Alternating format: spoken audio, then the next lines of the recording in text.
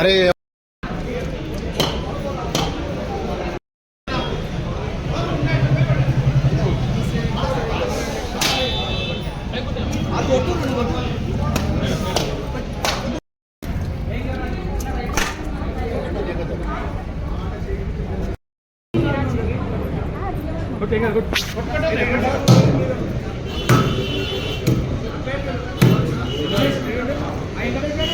తమ్ముడు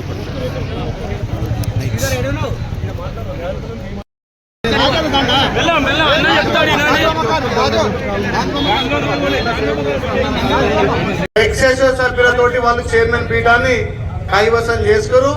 మరి ఇవాళ మన ప్రజాప్రభుత్వం, మన రేవంత్ అన్న, మన ఇందిరమ్మ రాజ్యం ఉంది. మరి ఇందిరమ్మ రాజ్యంలో మీ అందరి సహకారంతో 12కు 12 భారీ మెజార్టీతో గెలిపించుకొని రేవంత్ అన్నకు కానుక ఇవ్వాలి. మొన్న మీ బిడ్డ బీర్లైలకు మంచి మెజార్టీ, నిజంగా కూడా నేను కూడా ఊహించలే. యారుట పట్టణంలో 80% మీ బిడ్డకేసి గెలిపించిరు. నన్ను ఈ పట్టణానికి ఒక సేవకుడిగా సేవ చేసే అవకాశం కల్పించినందుకు మళ్ళీ మీకు 2 చేతులు జోడించి నమస్కారం తెలియజేస్తున్నా. మరి నాకు తోడుగా మీ ప్రతి వార్డులో మీ వార్డుల సమస్యల పట్ల మీకున్నటువంటి సమస్యలు ఎప్పటికప్పుడు నా దృష్టికి తేవడానికి మీ వార్డులలో కౌన్సిలర్ గా గెలిపిస్తే మీ వార్డులు ఇంకా కూడా అభివృద్ధి కావడానికి మంచి అవకాశం ఉంటది. మీరు ఒక్కటే ఆలోచన చేయండి అమ్మా. ధనిక రాష్ట్రంలో వాళ్ళు చేయని పనులు అప్పుల తెలంగాణలో మనం ఒక్కొక్కటిగా ఎట్లా చేసుకుంటూ పోతున్నాం. యారుట పట్టణాన్ని ఇప్పటికీ ఏ రకంగా అభివృద్ధి చేస్తున్నాం. కొండ పైన గతంలో మన స్థానికులకు దర్శనానికి కూడా పోకపోయేది. మీ బిడ్డ బీర్లైలు వచ్చినాక మా స్థానికులకు స్వామివారి దర్శనం కావాలని ప్రతి మంగళవారం ఫ్రీ దర్శనం మన గుట్ట పట్టణానికి కొత్త చరిత్ర సృష్టించినాం. ఆ రోజు కొత్త చేత పట్టుకొని యారుట అభివృద్ధిలో కీలకంగా వ్యవహరించినటువంటి దుకాణదారులు అల్లాడుతున్నారు, షాపుల వాళ్ళు ఇప్పటికీ అల్లాడుతున్నారు, ఆటో కార్మికులు అల్లాడుతున్నారు. ఇలా జీవనోపాధి లేకుండా చాలా మంది రోడ్డు మీద పడ్డారు. వాళ్ళందరికీ ప్రభుత్వం తరఫున మీ బిడ్డగా నేను భరోసా ఇస్తున్నా. ఇప్పటికీ ఒక్కొక్కటి చేస్తున్నా. ఆటో కార్మికులను పైకెక్కించినాం, కొబ్బరికాయలు కొట్టే చేసినాం, అఖండ దీపం చేసినాం, పైన గుండం ఉండాలని చెప్పి గుండాన్ని పునరుద్ధరించిన. ఎవరైనా ఆరోగ్యం బాగలేకపోతే పెద్దలు కాలం చేస్తే పైన నిద్రించే అవకాశం కూడా మీ బిడ్డగా కల్పించిన. ఇక్కడ గాంధీనగర్ నుంచి యాదగిరిపల్లికి రోడ్ వేసినాం. మళ్ళీ ఈ బైపాస్లు కూడా ఇక్కడి నుంచి యాదగిరిపల్లి వరకు 3 చేయిస్తున్నా. 6 నెలల్లో ఈ కంప్లీట్ చేస్తా. మళ్ళా ఈ రోడ్డు కలకలాడే విధంగా ఇక్కడ దుకాన్లు షాపులు నడిచే విధంగా నేను మీ బిడ్డగా ప్రయత్నం చేస్తా. నేను మాట అంటే తప్పిటోని కాదు. నేను పేద కుటుంబం నుంచి మీ బిడ్డగా మీ తమ్మినిగా మీరందరూ ఎన్నుకుంటే ఎమ్మెల్యే అయినా నేను మీ ఆశ్రమంతో సేవ చేయడానికి వచ్చిన కాబట్టి నాకు మీ వార్డు సమస్య చెప్పడానికి మీ కౌన్సిలర్లను మీకు గెలిపించాలి. ఇదే యాదగిరిపల్లి జంగాల కాలనీలో 70 ఇండ్లు పోతున్నాయంటే ఇండ్ల కోసం కొట్లాడి అక్కడ 11K వైర్ తీపిచ్చి అక్కడ కూడా రోడ్ వేసిన. ఏదైతే మనకి ఇక్కడ ఫ్లైఓవర్ అడ్డంగా ఉందో ఈ 6 నెలల్లో ఫ్లైఓవర్ కూడా తీసి తప్పకుండా ఇక్కడ మళ్ళీ పాత గాంధీనగర్ అంటే జనంతో కిటకిటలాడే విధంగా చేస్తా అని చెప్పి నేను మాట ఇస్తున్నా.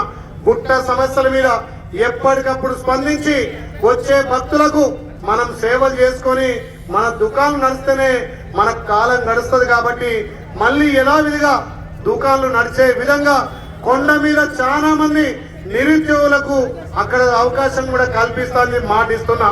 మీరు ఒకటే చేయండి.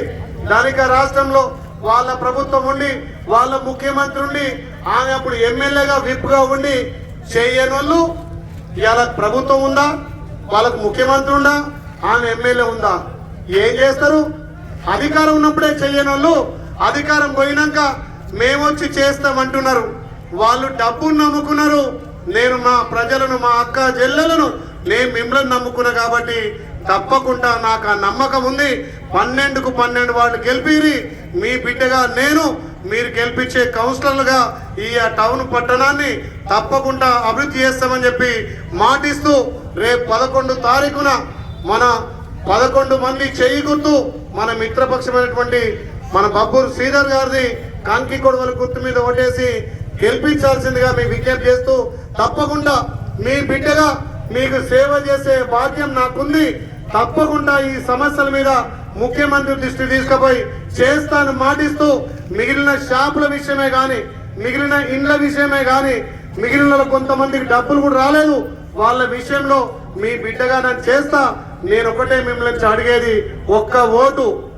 ఆ ఒక్క ఓటు అధికార పార్టీ కాంగ్రెస్ పార్టీ ప్రజాప్రభుత్వం గౌరవ ముఖ్యమంత్రి నేతృత్వంలో మీరు కాంగ్రెస్ పార్టీ చెయ్యి గుర్తుకేయరి.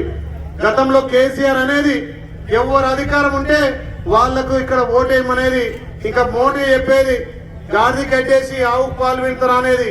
మరి ఇలా కాంగ్రెస్ పార్టీ అధికారం ఉంది. మీ బిడ్డగా పనిచేయడానికి నేనున్నా. మరి కాంగ్రెస్ పార్టీ అధికారంతో ఈ రోడ్లు కానీ ఈ షాపుల సమస్య కానీ ఇండ్ల సమస్య పరిష్కారం అవుతుంది. అధికారం ఉన్నప్పుడు చేయని వాళ్ళు ఇప్పుడు అధికారం లేకపోయి ఒక్క కౌన్సిలర్ 2 కౌన్సిలర్ గెలిస్తే ఏం చేస్తారమ్మా? మీరు ఆలోచన చేయండి.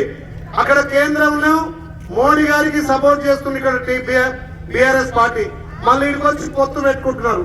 నువ్వు 6 వార్డులు నేను 6 వార్డులు అంటే వాళ్ళ చీకటి ఒప్పందాలేందో మీరు గమనించాల్సిన అవసరం ఉంది. ఇగో మనం కమ్యూనిస్టులతో పెట్టుకున్నాం, అధికారం ఉన్నా కొట్లాడతారు. ఇదే మొదటి వార్డులో నేను నిలబడి మాట్లాడుతున్నా.